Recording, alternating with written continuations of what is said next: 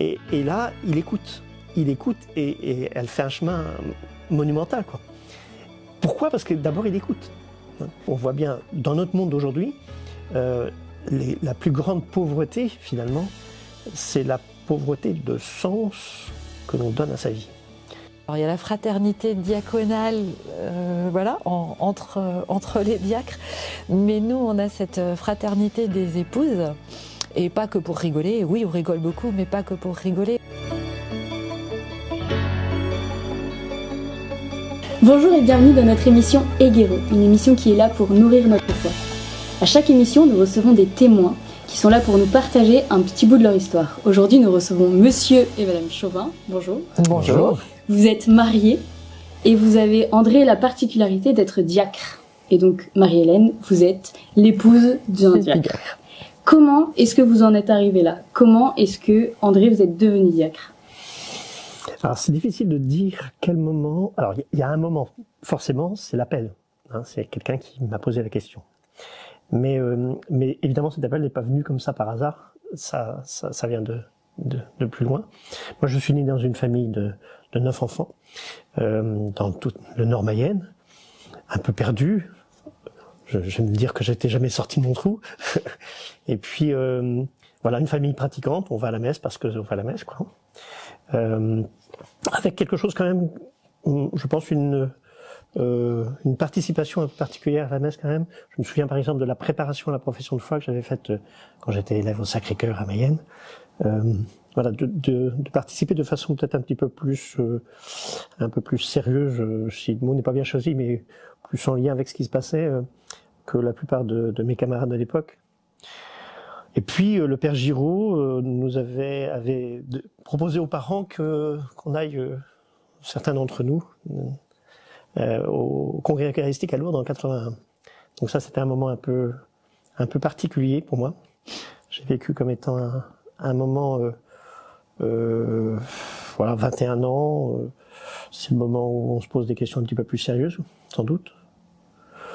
Voilà, j'ai vécu ce temps-là de façon très particulière, quelque chose de complètement différent, complètement nouveau pour moi. Et puis après, j'ai participé au groupe d'approfondissement de la foi avec le Père Badiche, avec d'autres collègues diacres, Loïc Gouillet, Jean-Marc Fournier, voilà. Donc ça a été souvent quelque chose aussi d'important. Quelques années plus tard, voilà, après avoir commencé une profession, après avoir continué à participer à la vie de l'Église de façon voilà, un peu présente sur la paroisse, et puis dans le cadre de la catéchèse sur l'école où j'étais au pas, et puis après à Pontmain, et puis on s'est mariés. Et puis là, à Pontmain, on m'a posé la question du diaconat, enfin, est-ce que je voulais me poser, moi, cette question du diaconat.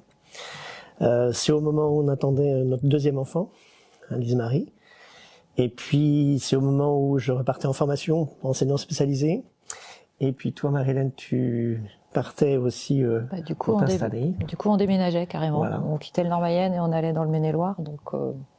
C'était pas le moment, quoi. Donc on a dit, bah non, ça va pas, voilà, c'est pas possible de nous poser cette question-là sereinement à ce moment-là. Et en fait, on est revenu à la charge un peu plus tard, en 98.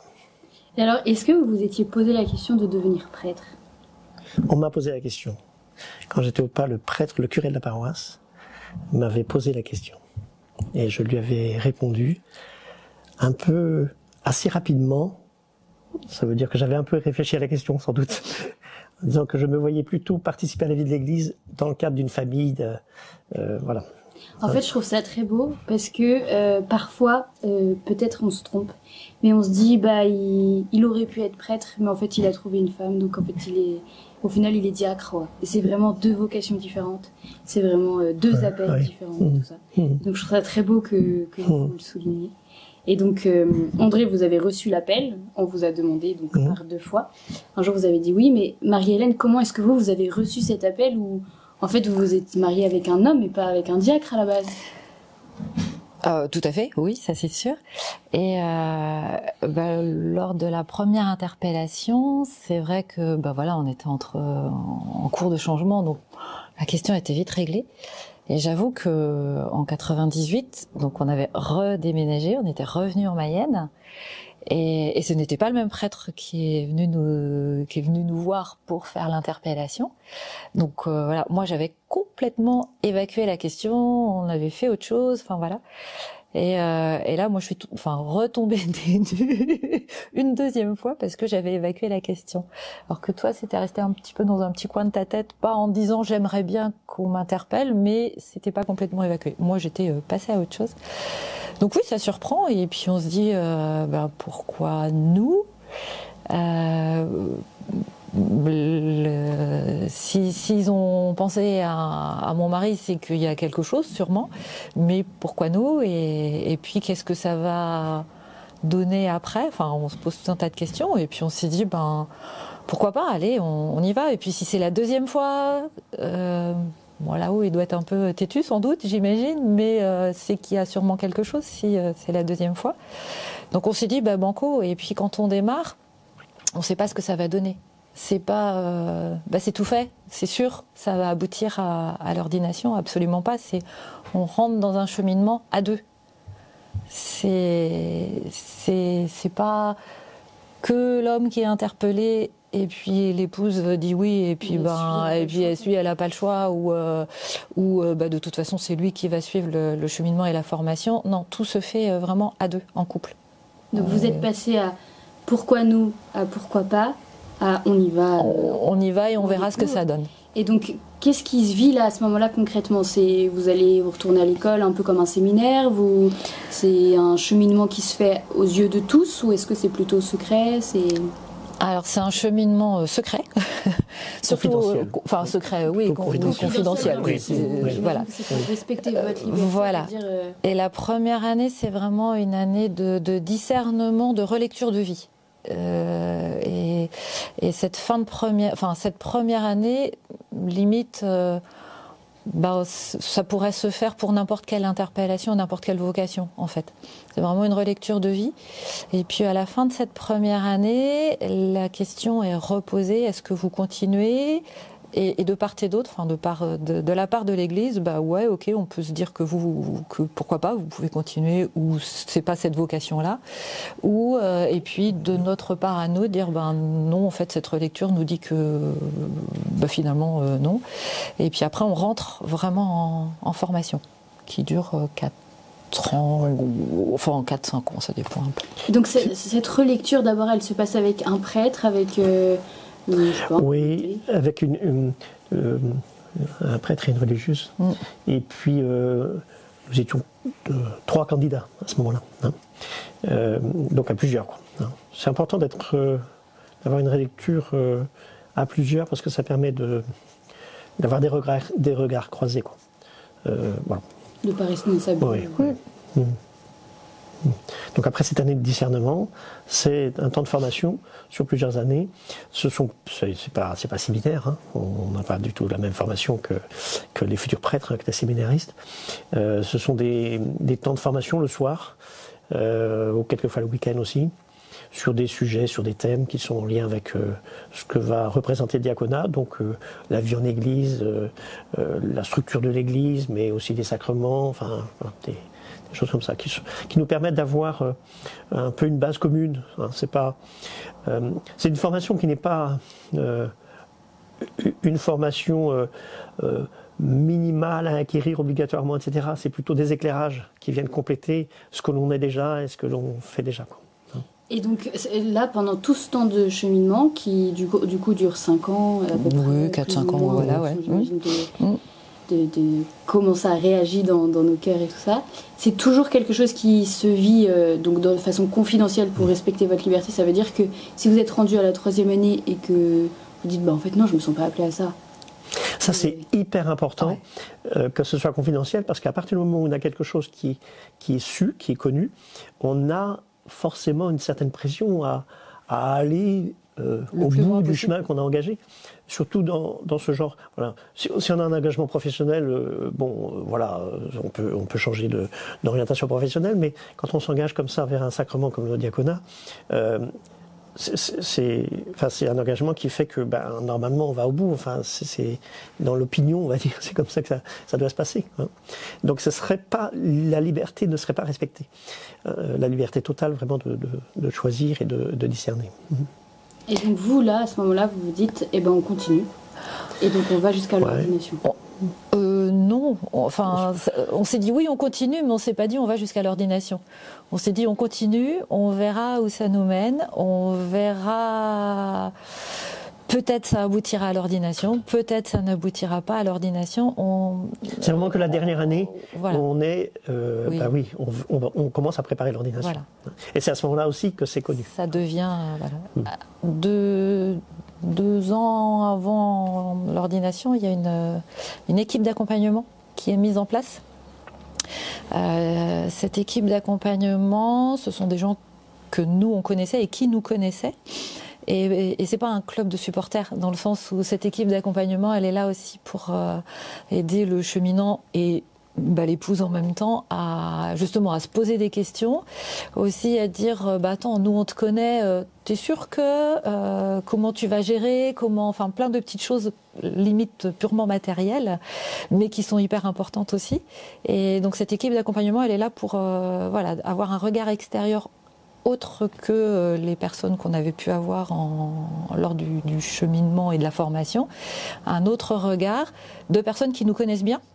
C'était des collègues de travail, c'était des personnes de notre famille, c'était le prêtre de la paroisse à ce moment-là, enfin voilà, des amis, et donc des regards croisés, des personnes qui sont dans l'église, des personnes qui ne sont pas dans l'église, voilà, enfin, et aussi avoir ce regard aussi, ok, mais moi je côtoie pas l'église et je te connais, et est-ce que on va pas te perdre un peu, enfin voilà. Donc, justement, est-ce que l'église va pas tout manger, et voilà. Oui, donc peut-être cette petite crainte qu'il peut y avoir de est-ce qu'on va pas vous perdre.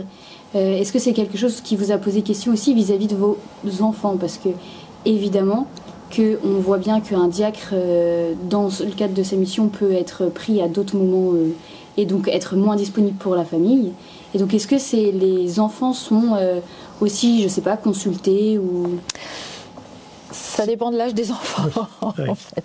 Ils sont au courant à un moment donné, quand on sent que c'est le moment. Ils n'étaient pas au courant au début. Disons qu'on avait l'habitude d'aller à des réunions, donc je pense que ça les surprenait pas qu'on aille. C'était une réunion de plus.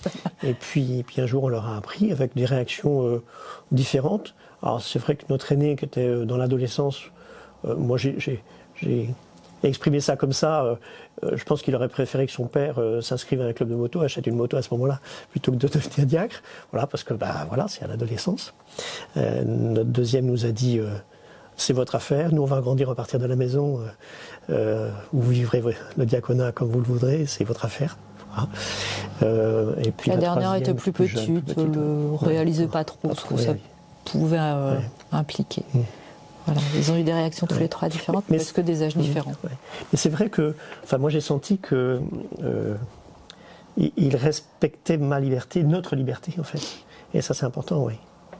C'est important parce que le sacrement d'ordination diaconale ne doit pas venir contredire ou remettre en cause le sacrement de mariage. Ça n'aurait pas de sens. Et donc, ça a forcément un impact sur la vie de famille, même si la mission qui est confiée au diacre se base sur ce qu'il vit déjà, sur ses activités, sur sa profession, sur ce qu'il vit déjà. Mais il y a forcément un impact au niveau temps, évidemment, parce que quand vous célébrez des baptêmes, il y a ou des mariages, il y a la préparation, et il y a le temps de la célébration. Donc oui, ça a forcément un impact sur des choses qu'on aurait pu faire autrement, sur le temps. Et puis ça teinte aussi la vie de famille d'une façon particulière, ça occupe l'esprit, voilà, forcément ça a des répercussions, oui, bien sûr. Aujourd'hui, par exemple, concrètement, Marie-Hélène, lorsque vous allez à la messe dominicale, vous n'avez pas votre mari à côté de vous? Alors ça dépend. En règle générale, non, mais comme j'anime régulièrement les célébrations, en fait, je suis dans le chœur aussi, au moment des chants. Bon, voilà. Mais non, oui, oui, je suis dans mon banc, toute seule sur ma chaise. Oui, bon, voilà. Il y a des fois, ça peut être un regret certains jours, de se dire, ce serait sympa d'être plus souvent tous les deux. Je ne dis pas qu'on n'y est jamais, mais d'être plus souvent tous les deux. Ça on ne le gère pas tout seul. Enfin, je me permets de compléter, mais c'est-à-dire qu'il y a aussi le regard de l'Assemblée et le regard des autres. Hein. Dans les premiers temps, il y a quelqu'un qui était venu me voir parce que je m'étais mis pas en diacre, mais dans l'Assemblée. Et donc il y a une personne à la sortie qui est venue me voir en disant « Votre place, c'était là-bas ». Voilà, de façon un peu sèche. Hein. Oui, parce que on ne fait pas toujours la différence entre l'ordination presbytérale et l'ordination diaconale. Moi, l'ordination diaconale fait que je ne suis plus laïque, je suis membre du clergé, mais je ne suis pas pasteur. Le pasteur est celui qui conduit son troupeau de façon, j'allais dire permanente, 24 heures sur 24, 7 jours sur 7. Quand les enfants étaient plus jeunes, s'il fallait conduire l'une au hand ou l'autre à la danse, eh bien voilà, le diaconat passait après. Votre devoir d'État, c'est la famille. Oui. Et dans notre lettre de mission d'ailleurs, c'est bien marqué que la famille passe avant. Hein. Encore une fois, si l'ordination diaconale venait compromettre le sacrement de mariage, ça serait dramatique, quoi. Hein. Ce serait pas. Oui. En fait, dans le cadre de votre ordination, vous êtes au service de la parole de Dieu, de la liturgie, de la charité. Et donc, pourquoi, en fait, est-ce que le diaconat est apparu dans l'Église ? Est-ce que c'est parce qu'on manque de prêtres et que, du coup, il fallait trouver une solution ? Alors peut-être qu'il faut dire que le diaconat est réapparu. Oui. Il était présent, il existait, et puis pour diverses raisons, et notamment parce qu'il y avait un nombre de prêtres suffisant, qu'on ne voyait pas trop l'intérêt d'ordonner des diacres. Donc on avait abandonné peut-être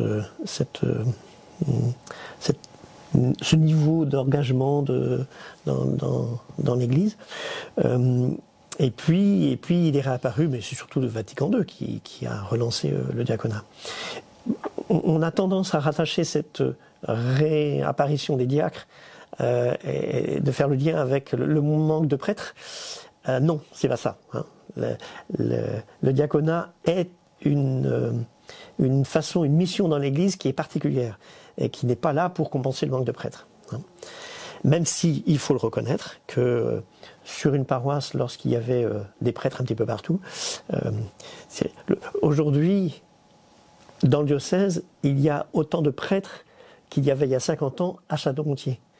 Simplement Château-Gontier. C'est vertigineux. Oui, voilà, c'est ça. En 50 ans, c'est vertigineux. Et du coup, évidemment, il y a des célébrations que les prêtres, les curés de paroisse ne peuvent plus faire. Ils ne peuvent pas faire tous les baptêmes, ils ne peuvent pas faire tous les mariages. Et évidemment, le diaconat vient compenser ça. Mais ce n'est pas le but, ce n'est pas l'objectif du diaconat. La liturgie, ce n'est pas la première mission du diaconat. Alors, quelle est la première mission du diaconat ? Alors, on dit c'est le ministre du seuil, le diacre. Alors, quand on a dit ça, on n'a pas forcément dit grand-chose. Hein. Mais il n'empêche que c'est bien de se le rappeler. D'abord, le seuil d'une maison, c'est pas seulement pour rentrer dans la maison. Le seuil d'une maison, c'est aussi la marche que l'on franchit pour aller à l'extérieur. Donc le ministre du seuil n'est pas fait que pour dire à ceux qui sont à l'extérieur de l'église, rentrez dans l'église, mais il est aussi pour dire à ceux qui sont dans l'église, allez dans les périphéries, comme dit notre pape François. Donc c'est d'abord se rappeler qu'un seuil, c'est pour franchir la porte dans un sens et dans l'autre. Il faut se rappeler aussi que le diacre, il a non pas l'étole qui tombe de chaque côté comme le prêtre, mais il a l'étole qui est croisée sur la poitrine. Et bien ça représente la bandoulière de la sacoche. La bandoulière de la sacoche. C'est-à-dire le ministre du service, c'est j'ai une sacoche avec des outils ou j'ai une sacoche avec des soins parce que je vais aller rendre service. Voilà. Donc cette étole qui croise la poitrine, ça rappelle cette sacoche, la bandoulière de la sacoche. Hein. Donc ça, se rappeler que la mission du diacre, c'est d'être au service de ceux qui sont à la porte de l'église, qui ont un pied dedans ou pas, ou qui sont... Voilà. Et puis surtout, on voit bien, dans notre monde d'aujourd'hui, la plus grande pauvreté, finalement, c'est la pauvreté de sens que l'on donne à sa vie. Et Et moi, je vois énormément ma mission de ce côté-là. Comment faire pour que ces jeunes parents ou ces baptisés des premiers temps, hein, tout le monde était baptisé à la naissance, qui ont un peu délaissé l'Église, qui ne savent plus comment revenir dans l'Église quelquefois, qui frappent à la porte mais qui ne s'y retrouvent pas, mais comment on fait pour alors les attirer, c'est pas le premier objectif, les rejoindre, dire être frère. Être frère, c'est pas viens à moi. Être frère, c'est aller vers l'autre. Mais moi, je suis pas diacre et je suis quand même appelée à être, alors pas frère, mais sœur des autres. Et donc du coup, j'imagine aussi du coup, Marie-Hélène, vous, comment est-ce que vous arrivez à vivre cette mission de diacre qui est en fait encore différente de celui d'un laïc parce qu'on n'est pas ordonné.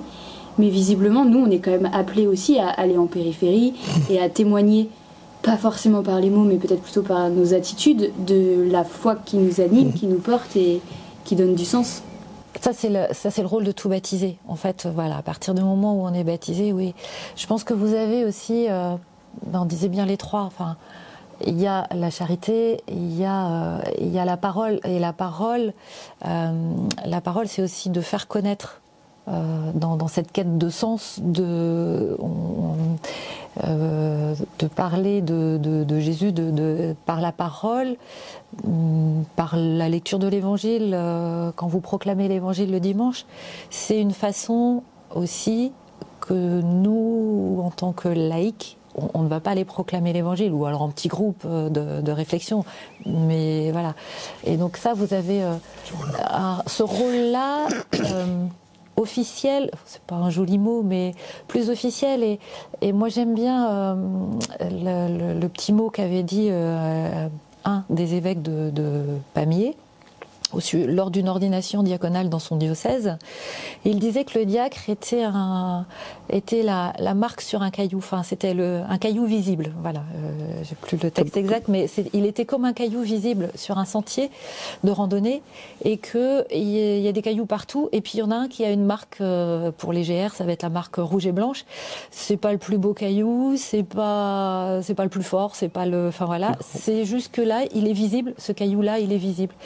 Et je trouvais que son image, elle était très belle et très vraie.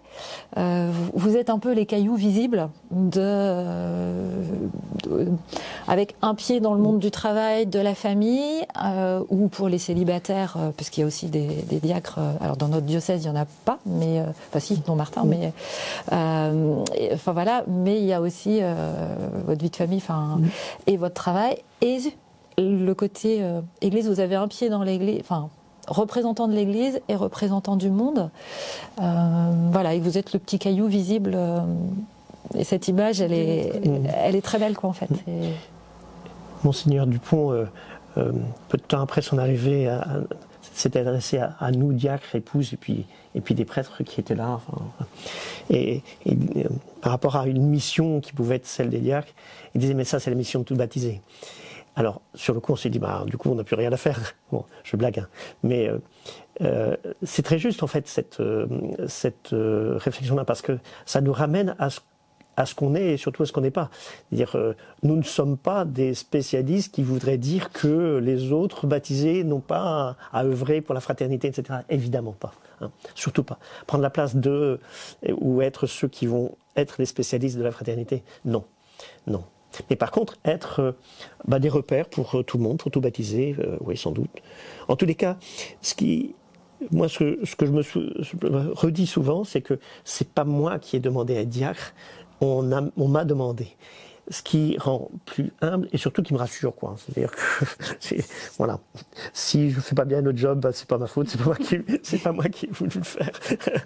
Et alors, c'est quoi le job d'un diacre? C'est quoi le quotidien d'un diacre? Je disais l'autre jour, lors d'une équipe pastorale, en fait, le plus beau cadeau qu'on puisse faire, c'est de faire présence. C'est quand même génial que les anciens aient inventé un mot qui veut dire faire un cadeau et qui veut dire être là, présent. Tout est dit, quoi. Donc sans doute que, pour moi, une de mes premières missions, c'est d'être là. Et le fait d'être là, enfin, je l'ai expérimenté avant d'être diacre dans les classes, puisque j'étais enseignant.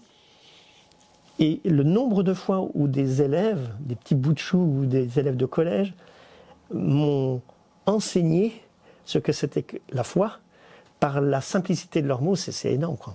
J'aurais des exemples à l'appel, quoi. Il y en a un de ma famille, un neveu qui m'a dit un jour, tu devrais écrire un livre. Alors c'est pas trop mon truc, mais voilà. En fait, c'est ça, c'est-à-dire quand on est...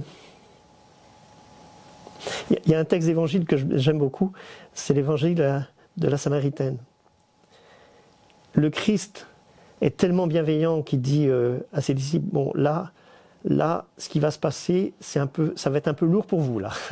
Rencontrer une femme qui est quand même pas fréquentable, qui n'est pas juive, enfin voilà, une Samaritaine, allez faire les courses, allez faire les courses, et puis on se retrouve tout à l'heure. Et là, il écoute et elle fait un chemin monumental, quoi. Pourquoi ? Parce que d'abord il écoute.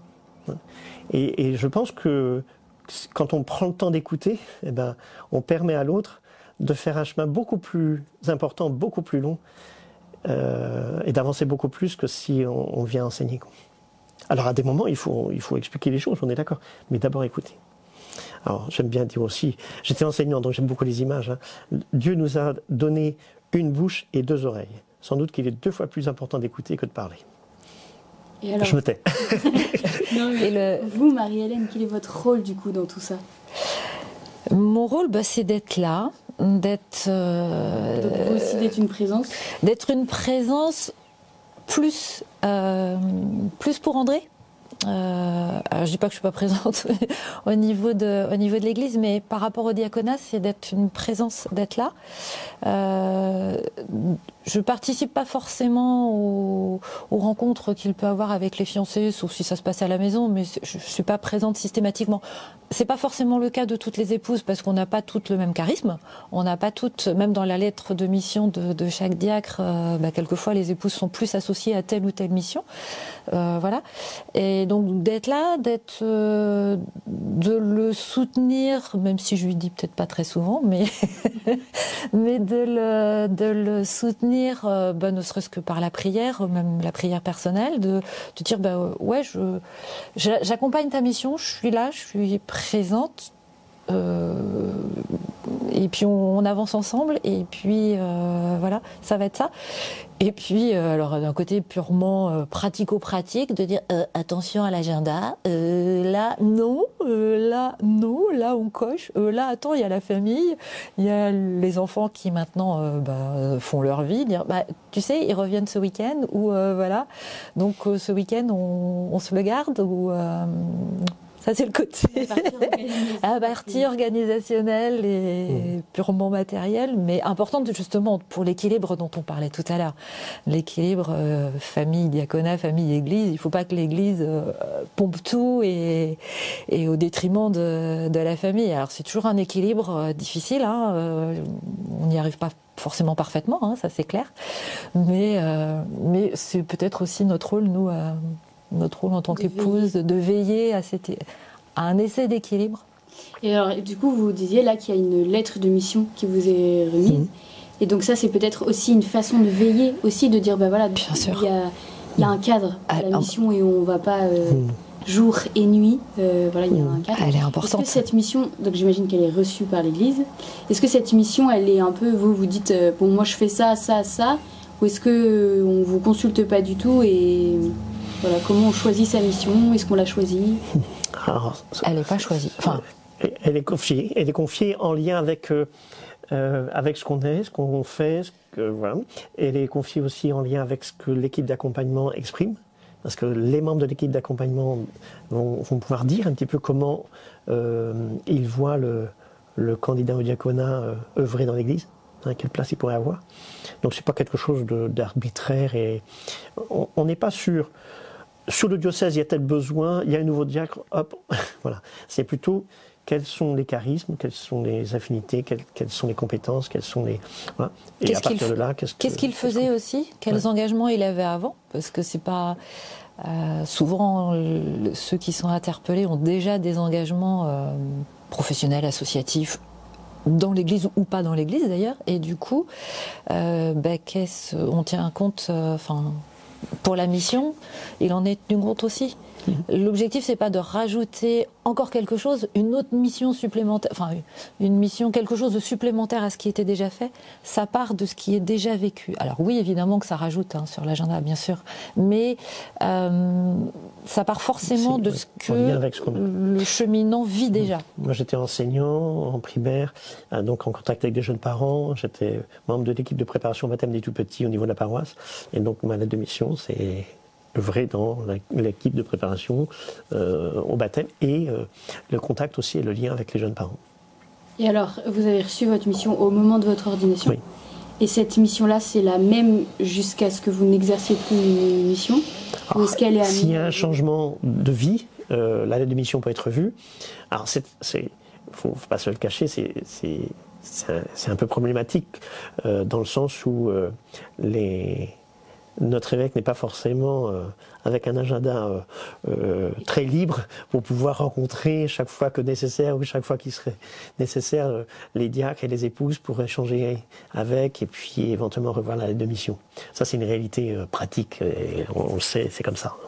Mais ceci dit, la mission, elle évolue en fonction de ce qu'on devient, de la réalité professionnelle, etc. Oui, forcément. Peut-être forcément, puisque là on parlait beaucoup de ce que l'on est, donc aussi peut-être en fonction des charismes qui évoluent, des talents, bien sûr. des poids. Et il y a toujours moyen. Alors, officiellement, elle devrait être lue très régulièrement avec le prêtre délégué au diaconat et l'évêque.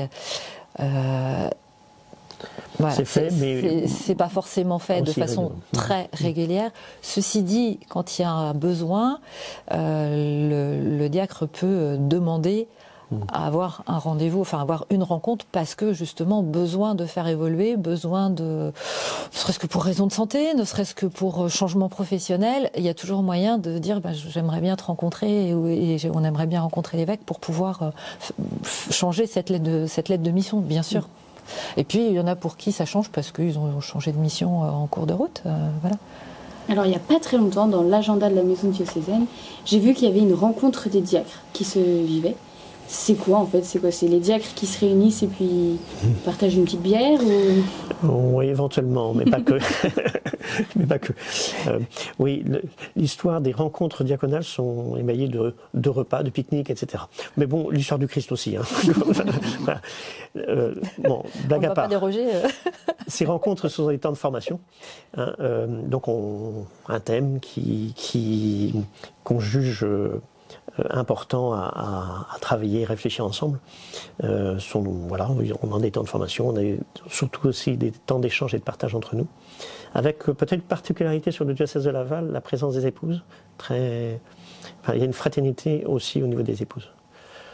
Bon, oui, on peut dire ça. Bon, ah oui, oui. On connaît un petit peu les autres diocèses, parce que je participe au niveau régional, on rencontre avec d'autres responsables et membres du SDD, service diocésain du diaconat. Et c'est une particularité du diocèse de Laval. Ça, c'est une force pour vous, Marie-Hélène, de rencontrer d'autres... Oui. On a cette chance, comme tu disais, on a cette chance dans le diocèse. Alors, je ne vais pas parler pour les autres diocèses, je ne les connais pas. Enfin, voilà. Mais nous, on a cette chance. Alors, on a des tempéraments différents. On est toutes différentes. On n'a pas le même âge, on n'a pas la même façon de faire, pas le même caractère. Mais on a cette chance, sans doute parce que c'est un petit diocèse. Et que vous n'êtes pas très très nombreux encore pour l'instant dans le diocèse, de bien se connaître et on a vraiment, alors il y a la fraternité diaconale, entre les diacres, mais nous on a cette fraternité des épouses. Et pas que pour rigoler, oui on rigole beaucoup, mais pas que pour rigoler, on peut se confier les unes aux autres, on peut... alors on a des affinités évidemment comme dans tout groupe, plus avec certaines qu'avec d'autres, enfin c'est normal je pense dans n'importe quel groupe, mais oui on a cette grande chance et c'est une force. Moi je me souviens toujours, le jour de ton ordination, alors comme on disait, on a démarré, vous étiez trois hommes interpellés, tu as fini tout seul, pour différentes raisons. Et donc, à l'ordination, t'étais tout seul à l'ordination, enfin, t'étais le seul ordonné de l'équipe de départ.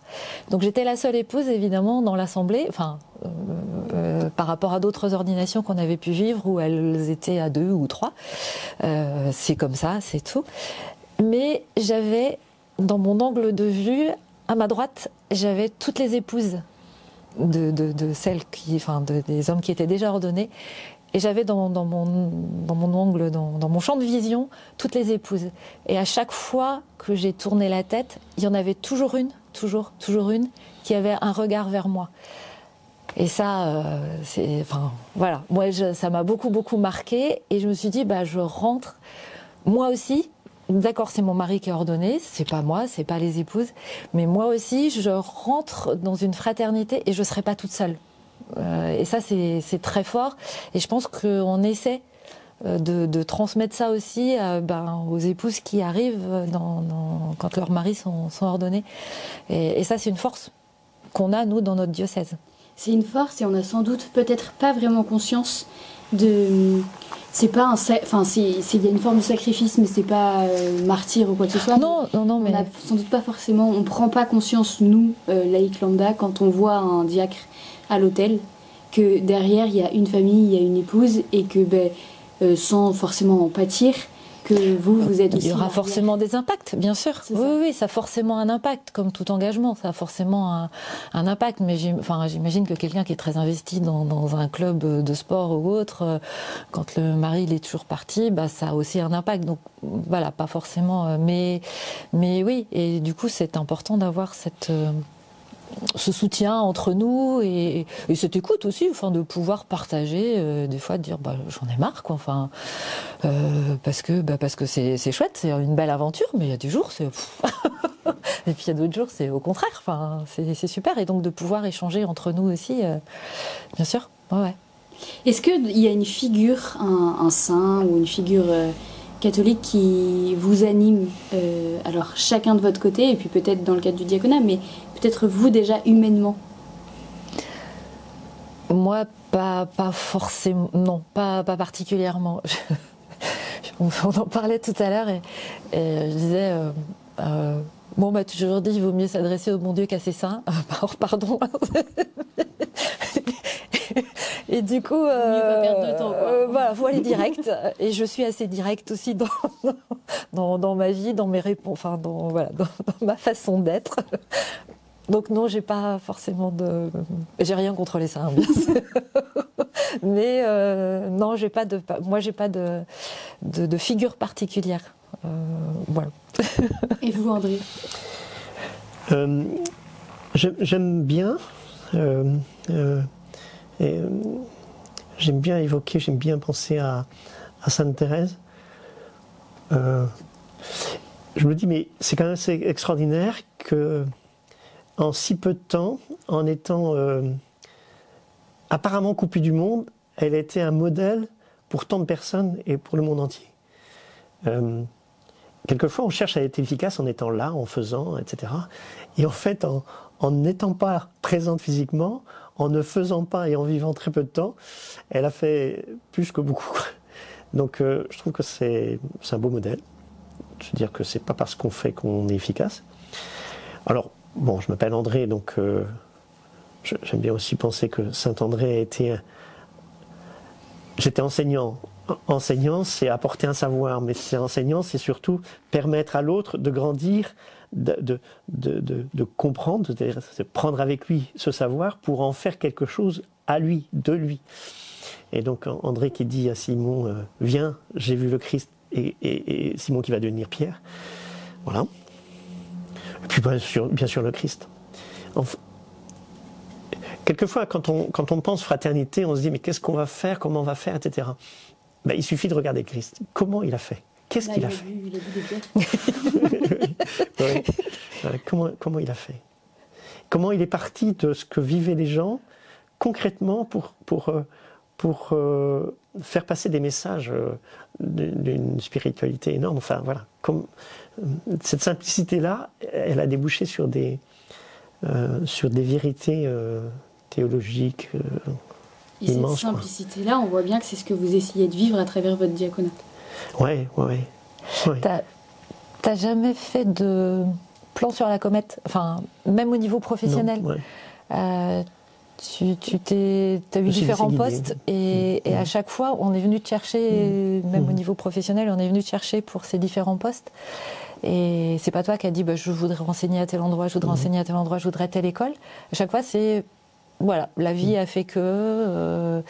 Mais vous avez su dire oui tout de même. T'as dit oui, à chaque fois. Et du coup, je pense que là, le diaconat, en fait, il est dans cette logique-là. On m'appelle. Pourquoi pas, on va voir ce que ça donne.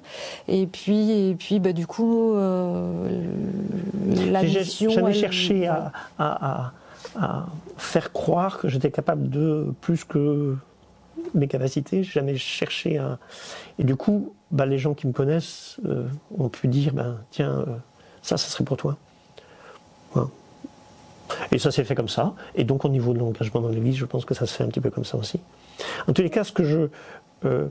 en lien avec les figures là, que j'ai citées, je trouve qu'aujourd'hui, ceux qui frappent à la porte de l'église pour demander le baptême de leur petit bout de chou, par exemple, ou pour une sépulture, ou pour un mariage, ou pour différentes choses, ou pour aussi échanger, participer à des échanges sur les textes d'évangile, eh bien, en fait, ces personnes-là ont besoin qu'on les écoute et ont besoin qu'on leur dise ce qui nous anime et le sens de ce que l'on fait. Je suis impressionné par l'évolution de la préparation au baptême des tout-petits entre il y a 20-25 ans et puis maintenant. Les jeunes parents sont prêts à aller très loin dans la réflexion. Ils sont prêts à entendre des choses qui vont très loin, plus qu'il y a 20 ans. Et je pense que ça rejoint ce que je disais tout à l'heure. Aujourd'hui, la grande pauvreté, c'est le sens. Quand on évoque avec les gens le sens de ce que l'on fait, qu'est-ce que ça veut dire, qu'est-ce que ça implique, le sens aussi de nos actions quotidiennes, rituelles ou habituelles, sans trop y réfléchir, qu'est-ce que ça veut dire, ça parle, quoi. Ça parle. Alors vous, Marie-Hélène, vous êtes aussi engagée dans l'Église différemment, c'est-à-dire que vous n'avez pas forcément préparé des parents à préparer le baptême de leurs enfants, mais vous êtes engagée aussi. Est-ce que vous étiez engagée avant que André devienne diacre ? Ou est-ce que c'est l'engagement d'André qui fait que vous vous êtes dit moi aussi il faut que je prenne ma part ? Alors non, j'avais déjà des engagements. Alors on faisait partie tous les deux de l'équipe de préparation au baptême. En fait, à ce moment-là, j'en faisais partie avant l'interpellation.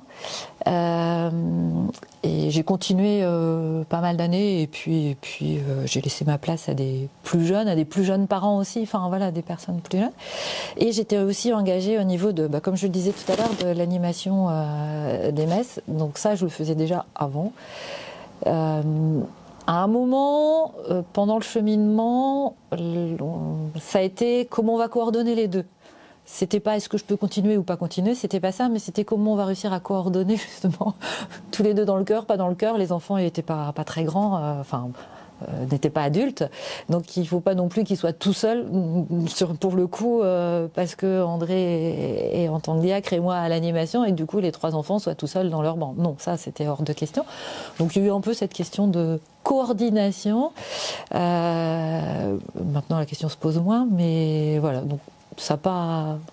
Donc s'engager pour l'Église, en fait, ça s'est fait naturellement pour vous. Ouais. Et c'est de l'ordre un peu de l'évidence.